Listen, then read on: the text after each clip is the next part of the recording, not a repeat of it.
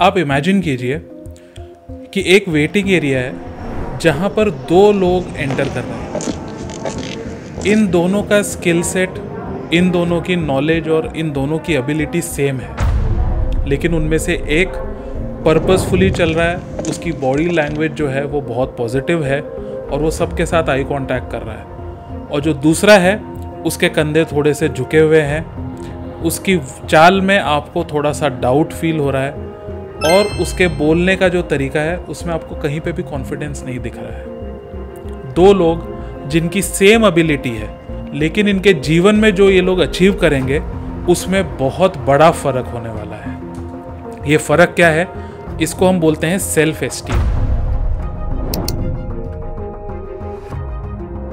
Self esteem एक ऐसा topic है जिसको लेके बहुत सारी धारणाएं हैं और ज़्यादातर मैंने नोटिस किया है कि वो धारणाएं बहुत गलत है। सेल्फ एस्टीम कोई फीलिंग नहीं है, ये एक न्यूरोलॉजिकल फैक्ट है। न्यूरोसाइंस से इसको हम मेजर कर सकते हैं। साइकोलॉजिकली ऐसी कई सारी थियरीज और ऐसे मॉडल्स हैं जो इसको प्रूव कर सकते हैं।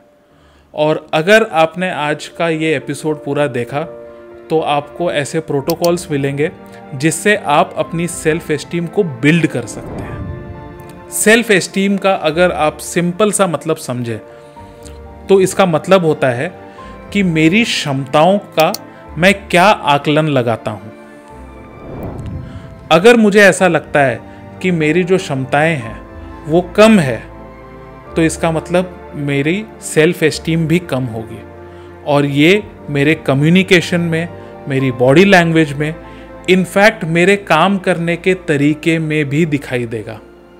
वहीं पे अगर मेरी जो क्षमताएं हैं और उनका आकलन मैं ज़्यादा बड़ा करता हूं तो इसका भी मेरे बिहेवियर पे असर आएगा और मेरी परफॉर्मेंस पे असर आएगा।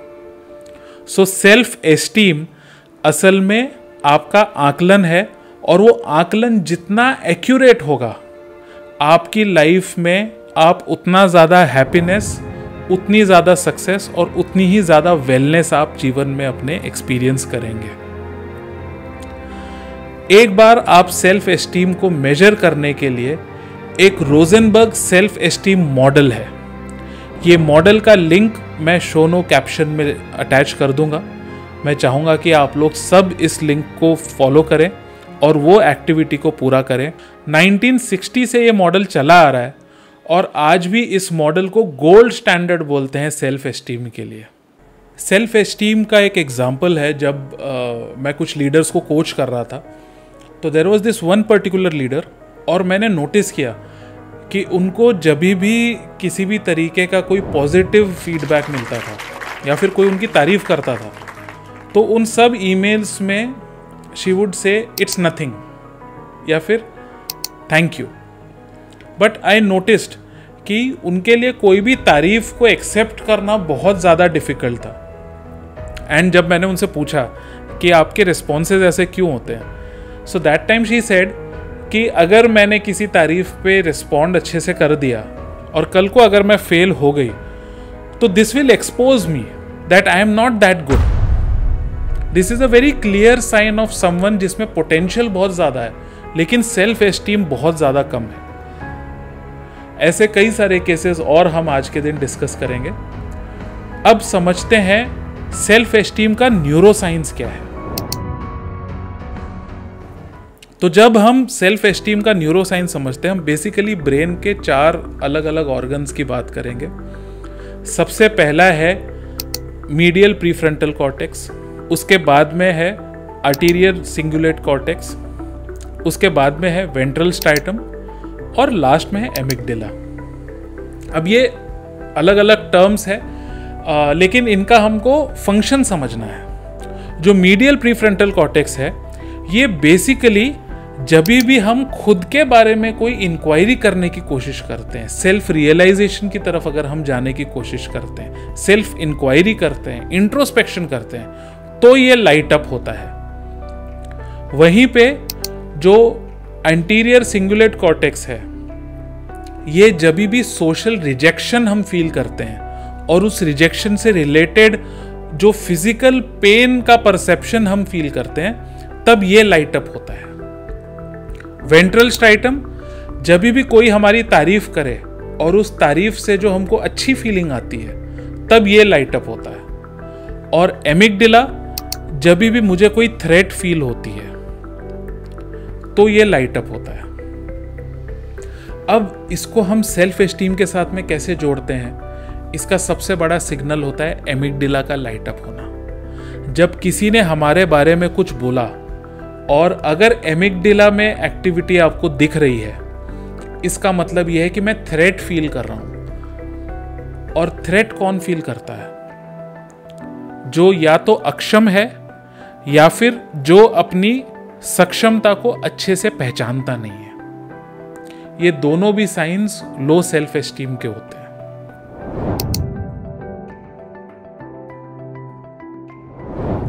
2010 में एक स्टडी हुई थी जिसमें जो सब्जेक्ट्स थे उनको सबको एफएमआरआई स्कैनिंग के थ्रू किया था, और इनके कुछ रिपोर्ट्स थे, जो क्वेश्चन आयर्स इन्होंने आंसर किए थे उसकी रिपोर्ट्स थी, और उस रिपोर्ट्स के बेसिस पे कुछ फीडबैक थे।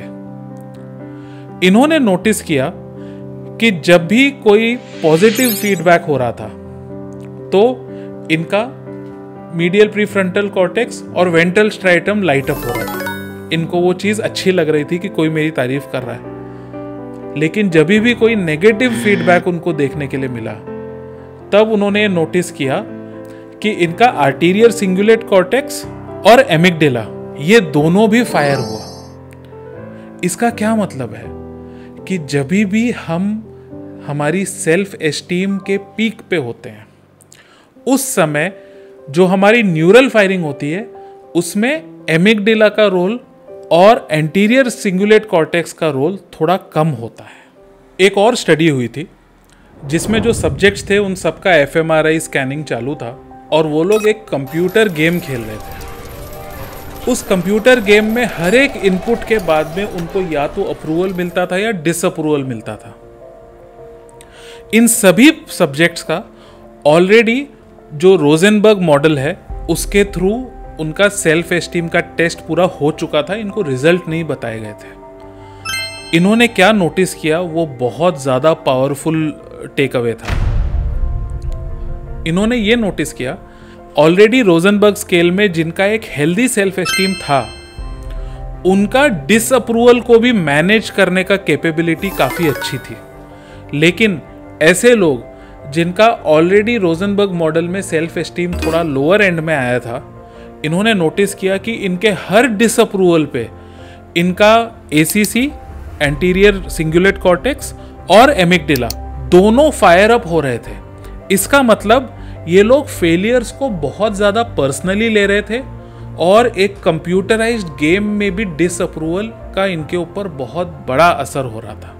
एसीसी से रिलेटेड एक और पहले भी स्टडी हो चुकी है जिसमें इन्होंने एक एक्सपेरिमेंट किया था, जिसमें 10 सब्जेक्ट्स को एक साथ लेकर आए थे वो लोग, और वो सभी सब्जेक्ट्स को आपस में कैच का गेम खेलने के लिए कहा गया था।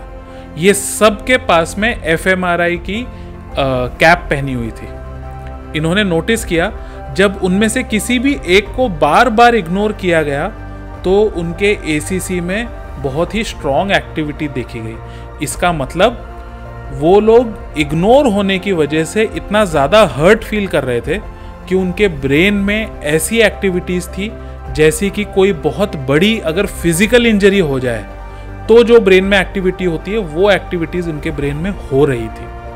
दैट मीन्स अगर आपका सेल्फ एस्टीम लो है तो हर एक फेलियर आपको बहुत ज़्यादा हर्ट करेगा, और उसके पीछे का रीज़न ये है क्योंकि कहीं ना कहीं आपको ऐसा लगता है कि आप में उतनी क्षमता नहीं है कि इस नुकसान की आप जीवन में भरपाई कर सकें। सो सेल्फ एस्टीम का हेल्दी होना सिर्फ इसीलिए ज़रूरी नहीं है क्योंकि आप अपने जीवन में ज़्यादा सक्सेसफुल होंगे, वो इसलिए भी ज़रूरी है कि जब भी जीवन में हम फेलियर का सामना करेंगे तो एक हेल्दी सेल्फ एस्टीम वाले लोग उस फेलियर को भी बहुत प्रोडक्टिवली हैंडल करते हैं, और उस फेलियर से वो अपना लेसन सीख के जीवन में और ज़्यादा ग्रोथ कर पाते हैं। अब हमने सेल्फ एस्टीम का न्यूरो साइंस समझ लिया है, यहाँ से हम साइकोलॉजी की तरफ जाएंगे और साइकोलॉजी में भी हम कुछ स्टडीज़ को रेफ़र करेंगे और उन स्टडीज़ के जो ऑब्जर्वेशंस हैं उनसे हम समझेंगे कि सेल्फ एस्टीम का हमारे पास्ट से और हमारे प्रेजेंट से क्या रिलेशनशिप है। तो ये सबसे पहली जो स्टडी है ये बेसिकली चाइल्डहुड से रिलेटेड स्टडी है और ये बताती है कि जब हमारा अटैचमेंट हमारे केयर गिवर के साथ में सिक्योर्ड होता है तो उसका हमारे जीवन पे क्या असर होता है। So this was a study that was conducted by Bowlby and Ainsworth और इन्होंने बच्चे और उनके केयर गिवर के जो रिलेशनशिप है उस बेसिस पे कुछ ऑब्जर्वेशंस देखे। दे नोटिस्ड कि ऐसे बच्चे जिनका अपने केयर गिवर के साथ में एक सिक्योर्ड अटैचमेंट है वो अपने केयर गिवर की प्रेजेंस में बिल्कुल स्ट्रेस फ्री रहते हैं, लेकिन उनके जाने के बाद में उनमें डिस्ट्रेस आता है लेकिन वो उतना ज़्यादा नहीं आता है। और जैसे ही वो अपने केयर गिवर की प्रेजेंस में आते हैं तो इमीडिएटली वो स्ट्रेस पूरी तरीके से चला जाता है। लेकिन जहाँ पे ये अटैचमेंट उतना सिक्योर्ड नहीं होता है वहाँ पे इन जनरल एमिगडाला की हाइपर एक्टिविटी देखने के लिए मिलती है। और चाइल्डहुड का वो टाइम होता है जब आपको ये चाहिए कि एमिगडाला की एक्टिविटी कम हो और हिपोकैम्पस की एक्टिविटी ज़्यादा हो। दैट मीन्स आप मेमोरी ज़्यादा बना रहे हो लेकिन आप स्ट्रेस में कम जा रहे हो। इसका असर सिर्फ यहीं पे नहीं रुकता। ये ऑब्जर्व किया गया है ऐसे बच्चे जिनका अटैचमेंट बहुत सिक्योर्ड होता है अपने केयर गिवर के साथ में, स्पेशली अर्ली चाइल्ड डेवलपमेंट के फेज में, ऐसे बच्चे एडल्ट होने के बाद में इनमें सेल्फ एस्टीम ज़्यादा हेल्दी देखने के लिए मिलता है। लेकिन वहीं पे ऐसे बच्चे जिनमें एमिगडाला का हाइपर एक्टिवेशन होता है, बड़े होने के बाद में इनमें सेल्फ एस्टीम से रिलेटेड इश्यूज काफ़ी कॉमन देखे गए हैं। सो हमको ये चीज़ भी समझ में आई कि सेल्फ एस्टीम का कहीं ना कहीं रिलेशनशिप हमारे चाइल्डहुड के साथ में भी है और हमको किस तरीके के पेरेंट्स और किस तरीके की केयर मिली उसके ऊपर भी हमारा सेल्फ एस्टीम काफ़ी कुछ निर्भर करता है। अब अगला क्वेश्चन ये है कि अगर किसी का चाइल्डहुड में उतना सिक्योर्ड रिलेशनशिप नहीं था तो क्या ऐसा है कि उनका सेल्फ एस्टीम हमेशा लो रहने वाला है? ऐसा बिल्कुल भी नहीं है। ऐसे बहुत सारे तरीके हैं जिनसे हम लो सेल्फ एस्टीम को भी बिल्ड कर सकते हैं। Having said that, self esteem का एक बहुत ही इंपॉर्टेंट कैरेक्टरिस्टिक ये भी है कि ये बहुत ज़्यादा सब्जेक्टिव है और बहुत ज़्यादा सिचुएशनल भी है। अब ये सिचुएशनल किस तरीके से है, ये एक और स्टडी हुई थी जिसमें ये ऑब्जर्व किया गया कि जब हम अपने आप को लोगों से कंपेयर करते हैं तो हमारे सेल्फ एस्टीम में भी चेंजेस देखने के लिए मिलते हैं। सो अगर हम अपने आप को उन लोगों से कंपेयर करते हैं जिन्होंने लाइफ में हमसे कम अचीव किया है तो हमारी सेल्फ एस्टीम ऊपर चली जाती है। वहीं पे अगर हम अपने आप को उन लोगों से कंपेयर करते हैं जिन्होंने हमसे ज़्यादा अचीव किया है तो हमारी सेल्फ एस्टीम नीचे चली जाती है। इससे हमको एक और चीज़ पता चलती है कि ये सेल्फ एस्टीम का आना जाना जो है वो सिचुएशन पे निर्भर करता है और वो हमारे माइंडसेट पे भी निर्भर करता है। मेरे कई बार लीडरशिप सेशंस में भी मैंने ये चीज़ ऑब्जर्व की है कि एक बार मैं एक लीडर को कोच कर रहा था और वहाँ पर जब हमने कुछ सेल्फ एस्टीम से रिलेटेड डिस्कशंस किए तब ये हमने ऑब्जर्व किया कि उनके चाइल्डहुड में उनकी जो अटैचमेंट थी वो इतनी सिक्योर्ड नहीं थी और वहाँ से ही गॉट दिस रियलाइजेशन कि उसका कहीं ना कहीं मेरे जीवन में सेल्फ एस्टीम पे कुछ ना कुछ असर हुआ है। तो इस पे हमने कुछ प्रोटोकॉल्स पे हमने साथ में काम किया और बेसिकली हमने ये जानने की कोशिश की कि जीवन में अब तक क्या क्या हमने अचीव किया है। वी नोटिस्ड कि कुछ एक्टिविटीज़ और एक्सरसाइज के साथ में कुछ समय तक उन्होंने जब ये सारी चीज़ें प्रैक्टिस की सो उनके सेल्फ एस्टीम में काफ़ी चेंज आया और वो इम्प्रूव्ड सेल्फ एस्टीम के साथ में उनकी प्रोफेशनल लाइफ में ग्रोथ हुई, उनकी पर्सनल लाइफ में और ज़्यादा वो हैप्पीनेस एक्सपीरियंस कर सकते थे। In fact he started feeling physically better. तो ये सेल्फ एस्टीम का हमारी पूरी लाइफ पे बहुत ही प्रोफाउंड इम्पैक्ट होता है। एक और स्टडी हुई थी जिसको बोलते हैं सेल्फ डिटर्मिनेशन स्टडी। इस स्टडी में इन्होंने कुछ कॉलेज के बच्चों को स्टडी किया और इसमें ऑब्जर्वेशन ये था कि जब इन बच्चों को थोड़ा सा रिस्क टेकिंग में इनको एनकरेज किया गया, इनको थोड़ा सा फ्रीडम दिया गया, but at the same time enough support provide किया गया, तो ये बच्चे बहुत ही अच्छे से परफॉर्म कर रहे थे और इनके मोटिवेशन और सेल्फ एस्टीम में बहुत ज़्यादा इंप्रूवमेंट देखने के लिए मिला। कई बार जब हम ऑर्गेनाइजेशंस के साथ उनके कल्चर पे काम करते हैं तो हमने ये ऑब्जर्व किया है कि अगर आपके पास में एक बहुत ही हाईली स्किल्ड वर्कफोर्स है और अगर इन एम्प्लॉयज़ को हमने सही सपोर्ट दिया और ऑटोनॉमी दी और इन लोगों को रिस्क टेकिंग के लिए अगर हमने एनकरेज किया, तो हमने नोटिस किया है कि इनकी परफॉर्मेंस में इंप्रूवमेंट आता है, बर्नआउट कम हो जाता है and at the same time companies की प्रॉफिटेबिलिटी में भी इंप्रूवमेंट आता है। अब हम समझेंगे कि सेल्फ एस्टीम का हमारी जीवन पे क्या इम्पैक्ट होता है। सबसे पहले हम एक स्टडी को देखते हैं। तो ये स्टडी 2013 में हुई थी और इसमें इन्होंने हमारे लाइफ के अलग अलग स्टेजेस पे सेल्फ एस्टीम का क्या लेवल होता है उसको मेजर करने की कोशिश की। तो हमको ये समझ में आया कि सेल्फ एस्टीम धीरे धीरे एडल्टहुड तक बढ़ते चला जाता है, मिड लाइफ तक वो अपने पीक पे पहुंचता है और बाद में ओल्ड एज आते आते धीरे धीरे वो वापस से नीचे चला जाता है।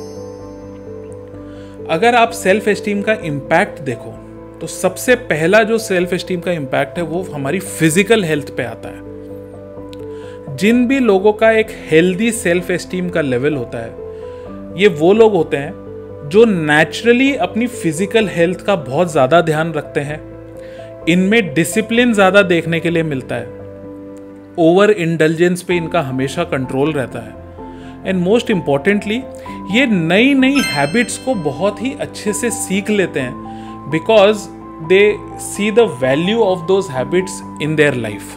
मेंटल हेल्थ पे इसका और ज्यादा प्रोफाउंड इम्पैक्ट देखा गया है। अगर आपका सेल्फ एस्टीम लो है तो आप नोटिस करेंगे कि डिप्रेशन के सेट इन होने का चांस बहुत ज़्यादा है।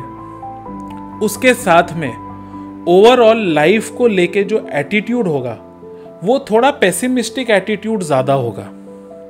आपके लिए लोगों पे ट्रस्ट करना बहुत डिफ़िकल्ट होगा, रिलेशनशिप्स डीप बनाना आपके लिए बहुत ज़्यादा डिफ़िकल्ट होगा।